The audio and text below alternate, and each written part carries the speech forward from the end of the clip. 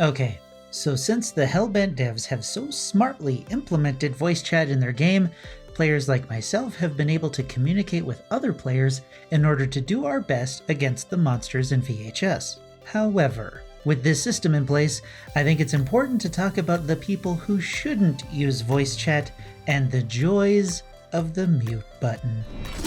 Space Coconut.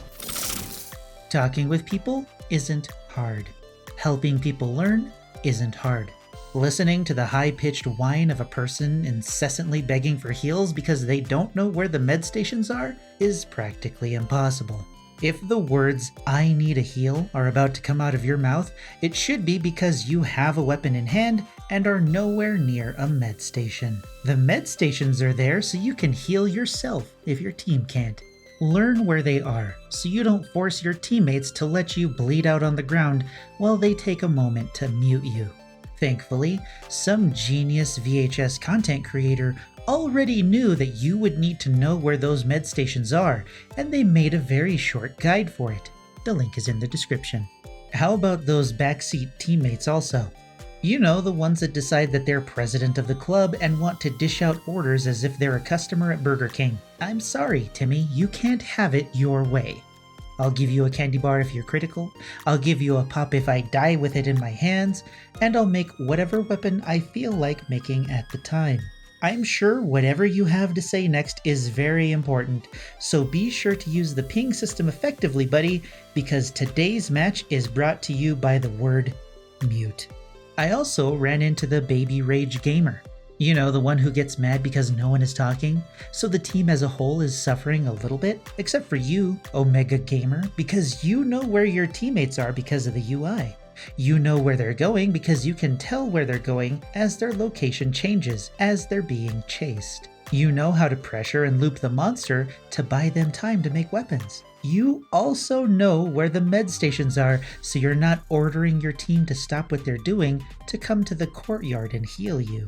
Complaining and yelling at your team while your mic is muted or using the push to talk is fine and dandy, but the second they hear all of it on the mic, you should expect to be muted rather quickly. Instead of raging like a toddler who wants a snack, talk like you're a grown-up talking to other grown-ups and express your concerns to the team like you're talking to someone who will save you from the monster instead of letting it demolish your body and leaving you to bleed out.